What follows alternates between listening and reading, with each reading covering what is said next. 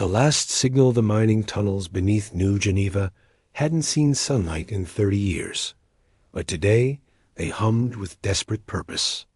Raya Sol's calloused fingers danced across salvaged circuit boards, sweat dripping onto components she'd ripped from 3 different fusion reactors. Above ground, the hegemony ships painted the sky with their victory broadcasts. Signal strength holding at 60%, muttered Jin Kazawa, her only remaining technician.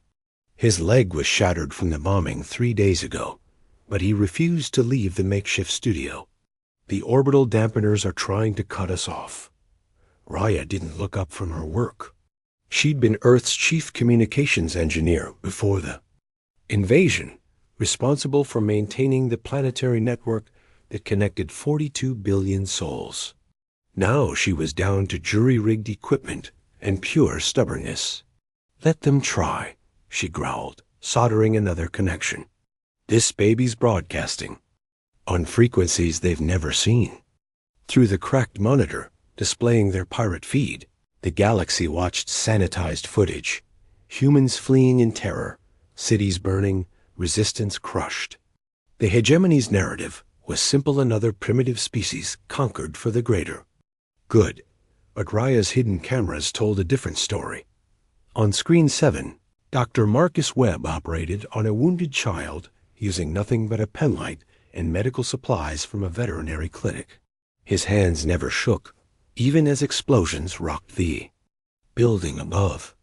On screen 12, teacher Zoe Winters held class for 30 students in a subway tunnel, teaching mathematics on concrete walls with charcoal. "Are you getting this?" Jin whispered, pointing to screen 4. An elderly woman named Fatima Hassan was distributing bread to a line of refugees that stretched 6 blocks. She'd lost her own home in the first wave, but somehow she'd organized the neighborhood into a functioning community. Behind her, volunteers sorted medical supplies while others taught children games to keep them calm. Raya's throat tightened. This was what the galaxy needed to see, not broken victims, but humans doing what they'd always done best, refusing to stay down. Broadcasting in 3.2. The pirate signal went live across 4 star systems. Instead of hegemony, propaganda, alien civilians suddenly saw truth. Humans teaching, healing, building, protecting each other in the face of annihilation. Within hours, the first protests erupted on Kepler Station. By the end of the day, 3 hegemony worlds had declared the invasion morally questionable. But success came with a price. The orbital ships had triangulated their signal. "They're coming," Jin reported, monitoring enemy communications. "Full battalion, maybe more." Raya packed her equipment with practiced efficiency. "Then we move. The signal dies when we die, and humanity's not going out quietly." As explosions echoed above, she grabbed the portable transmitter and headed deeper into the tunnels, carrying the hope of an entire species in her backpack. Underground Network 3. Weeks after the first broadcast, the resistance had evolved from one desperate engineer to a network spanning continents. In the abandoned Seoul Metro, former journalist Kim Tae-jeon coordinated 12 broadcasting nodes, each streaming humanity's resilience to increasingly sympathetic alien audiences. "Node 7 is dark," reported Dmitry Volkov from his position in the Moscow catacombs. The former broadcast technician had lost his wife in the initial attacks, but channeled his grief into keeping 3 transmitters operational. Hegemony found the Frankfurt cell. Kim studied the tactical display, a map of Earth, dotted with active signals. Each light represented humans risking everything to show the galaxy their truth. Reroute through the Barcelona backup, and tell Shun Wei to start evacuating the Shanghai site. The war above had shifted. What began as systematic conquest had devolved into frustrated garrison duty. Hegemony soldiers, bred for quick victories, found themselves facing an enemy that wouldn't break. Worse, Their own civilians were demanding explanations. On Zarian Prime, a footage of human grandmother Rosa Martinez pulling 3 alien children from bonding rubble had sparked riots. The clip broadcast live by hidden cameras showed her, cradling the injured youngsters while their own military fired around them. Rosa died protecting those children, but her sacrifice had shattered 4 systems worth of war propaganda. Incoming transmission from Node 4, announced Fatima Okafor, their communications specialist. She'd been a satellite engineer before the invasion. Now she managed quantum-encrypted channels from a bunker beneath Lagos. The screen flickered, revealing Captain James Murphy broadcasting from the ruins of Sydney. Behind him, a makeshift hospital, operated in what used to be an opera house. Medical staff, both human and the handful of alien defectors, worked side by side, saving lives. The Hegemony's Vorthan allies are withdrawing from Sector 7, Murphy reported. Their home world declared the occupation incompatible with civilized conduct. Apparently, our broadcasts are reaching their young.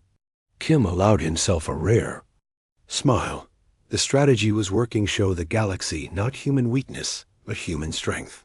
Every stream of children playing in bombed-out playgrounds, every feed of neighbors sharing their last meals, every broadcast of humans rebuilding what others had destroyed was a weapon more powerful than any plasma cannon. Sir, Dimitri's voice crackled through the speakers. I'm picking up encoded transmissions from the Hegemony fleet. They're arguing. Through their hijacked military frequencies, they listened to alien commanders debating. The young officers, raised on propaganda about conquering primitive barbarians, were struggling to reconcile orders with the reality their own civilians could now see. Lieutenant Zeshtar of the Third Fleet had reportedly refused to fire on a human school. Commander Zevik had been arrested for allowing supply drops to reach civilian populations. The iron discipline that had conquered 17 systems was cracking. Keep broadcasting, Kim ordered. Every stream, every signal, every truth. They came here expecting to find animals. Instead, they found something that scares them more than any weapon. They found hope. Deep in the tunnels, Raya Sol continued, moving her portable transmitter, painting humanity's defiance across the stars, one unbreakable moment at a time. The turning tide 6 months into the occupation, the galaxy watched in stunned silence as a human child taught calculus to a mixed classroom of refugee species. Professor Amara Singh had lost her university, her home, and her husband, but she refused to let education die. Broadcasting from a converted storm drain beneath Delhi, her lessons now reached 47 worlds. Today we'll explore how mathematical principles remain constant, regardless of the chaos around us. Amara explained to her audience of human, Zephyrian, and even young hegemony children whose parents had begun questioning their leader's narrative. Lieutenant Colonel Hassan Nasser monitored these feeds from his command post in the Sahara Caves. A former military strategist, he'd realized traditional warfare was useless against orbital bombardment. But information warfare, that was something else entirely. The Proxima colonies just declared neutrality, reported Isabella Rodriguez, his intelligence chief. She'd transformed from museum curator to one of humanity's most effective counterintelligence operatives. That makes 12 systems officially opposing the occupation. Hassan studied the star charts. Each defection represented billions of beings who'd seen through their leaders' propaganda thanks to humanity's relentless broadcasting of truth. But the cost was becoming unbearable. We've lost 17 broadcast nodes this week, Isabella continued. The hegemony's getting better at tracking our signals.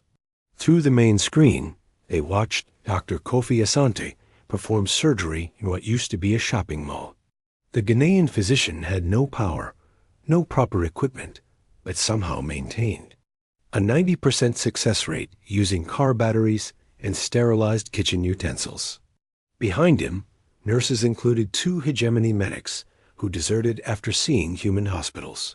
The footage was heartbreaking and inspiring, simultaneously exactly what alien civilians needed to see. "Sir, priority transmission from Node Alpha," announced communications specialist Tom Risbane. The Australian had been coordinating broadcasts from Alice Springs until a direct hit forced him to relocate underground. Raya Saul's face appeared on screen, beaming from her mobile unit somewhere in the European Alps. Despite 6 months of constant movement, her eyes still blazed with determination. "Hassan, we've got something big," she said. 3 hegemony data cores captured by the Swiss resistance. "If I can crack them, we might be able to broadcast directly through their military channels." Hassan leaned forward. "Broadcasting through. Enemy networks would amplify their reach exponentially, but it would also expose their most valuable asset." "Too dangerous, Raya. If they trace the hack back to you, they're already hunting me," she interrupted. "But imagine if we could show the hegemony fleet itself what their commanders don't want them to see. Imagine their own soldiers watching human children share their lunch with alien refugees." Isabella pulled up casualty reports. "She's right. We're losing ground everywhere. This might be our last chance to shift galactic opinion decisively." Hassan made the hardest decision of his life. "Do it. But Raya, the moment you crack those cores, you broadcast everything simultaneously. If you're going dark, make it count." On screens across the command center, humanity continued its quiet rebellion. Teachers teaching, doctors healing, neighbors helping neighbors. Each act of ordinary kindness had become an extraordinary weapon. The galaxy was watching. The galaxy was listening, and slowly, inevitably, the galaxy was choosing sides. The breakthrough the stolen hegemony data cores lay scattered across Raya, Saul's makeshift workstation in an abandoned Alpine observatory. For 72 hours she'd worked without sleep, fueled by synthetic coffee, and the knowledge that humanity's last gambit rested in her hands. "Almost there," she muttered, bypassing another layer of alien encryption. Outside, her small team of volunteers kept watch. Former physics student Alex Chun, retired military engineer Colonel Betty Price, and surprisingly, 3 young hegemony soldiers who'd abandoned their posts after witnessing too many atrocities. Lead defector Junior Operator Thara monitored enemy communications through stolen equipment.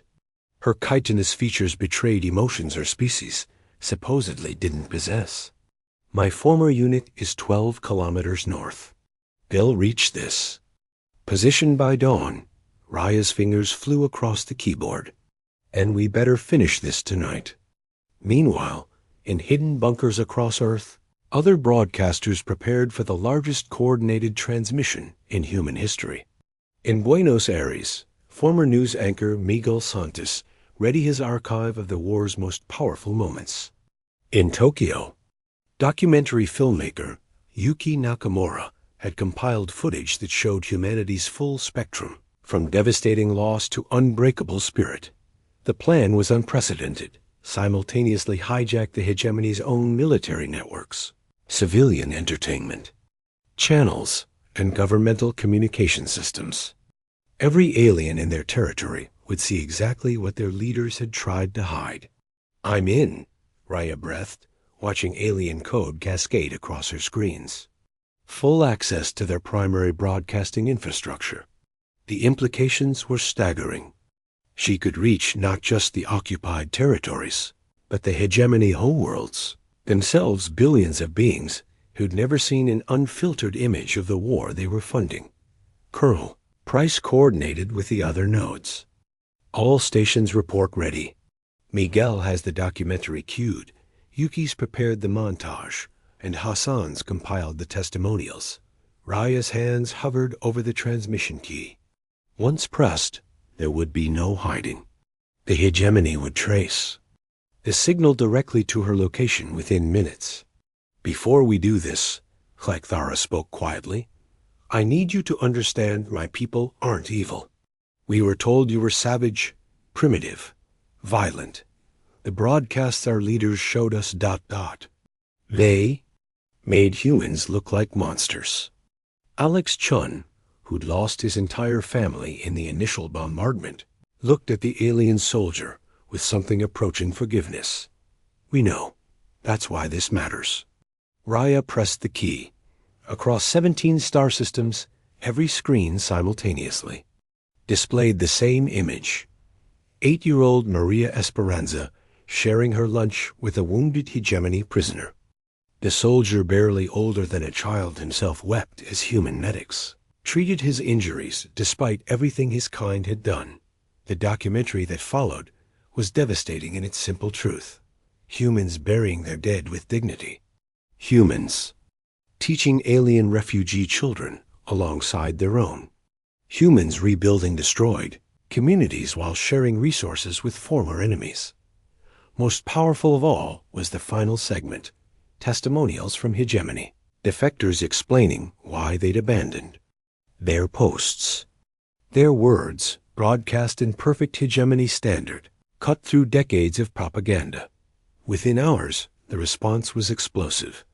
Riots erupted on 12 homeworlds. 3 hegemony commanders publicly refused orders. The Zephyrian Confederacy formally withdrew from the coalition, but the cost was immediate. Plasma fire lit up the Alpine Valley as enemy forces converged on the observatory. Signals locked on target, Colonel Price reported grimly. They know exactly where we are. Raya smiled, watching the transmission continue. Good. Let them come.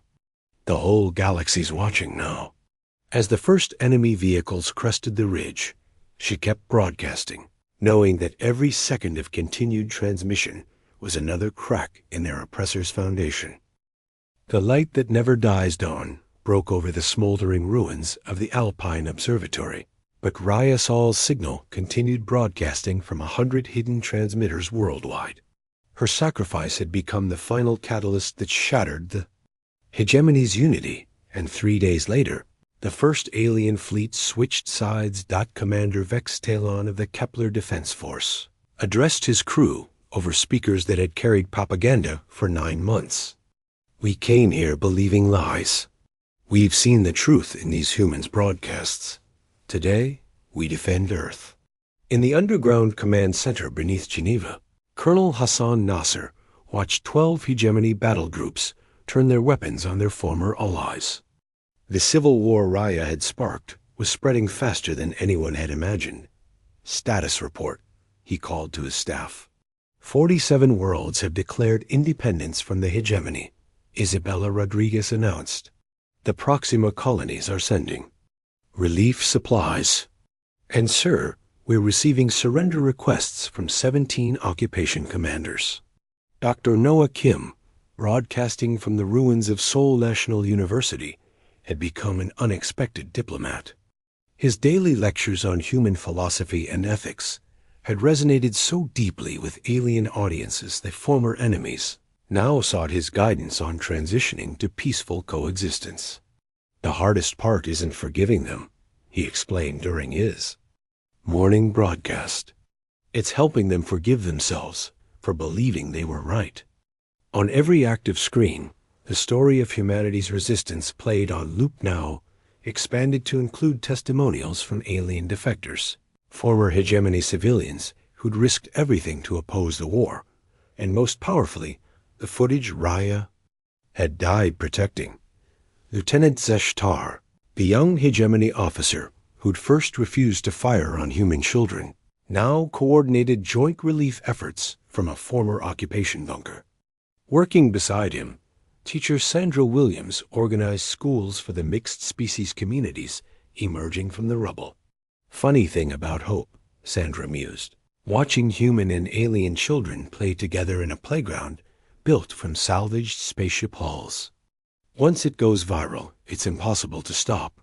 The war officially ended on a Tuesday, not with treaties or ceremonies, but with the simple announcement that the last hegemony loyalist fleet had stood down.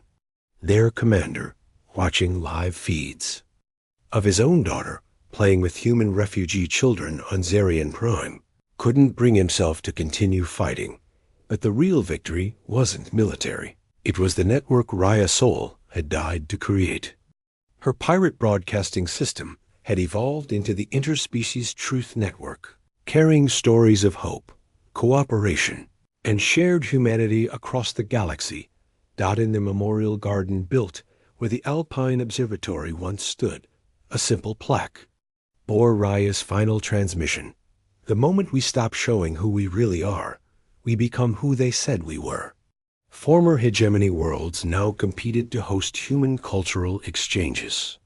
The species that had once seemed so alien proved eager to learn. Human concepts like community service, volunteer work, and helping your neighbor. Colonel Hassan Nasser, now serving as Earth's first ambassador to the Reformed Galactic Council, often reflected on the war's strangest outcome. Humanity had won not by becoming better at violence, but by refusing to let violence make them less. Human Dot, in his final report to the Earth Congress, he wrote, "They came expecting to find savages, and found teachers instead. They brought weapons, and we gave them hope. In the end, we didn't defeat the hegemony, we helped them defeat themselves." Across the galaxy, Raya Sol's broadcasts continued playing, carrying the simple message that had saved 24 civilizations. Even in the darkest moments, the human spirit finds a way to shine.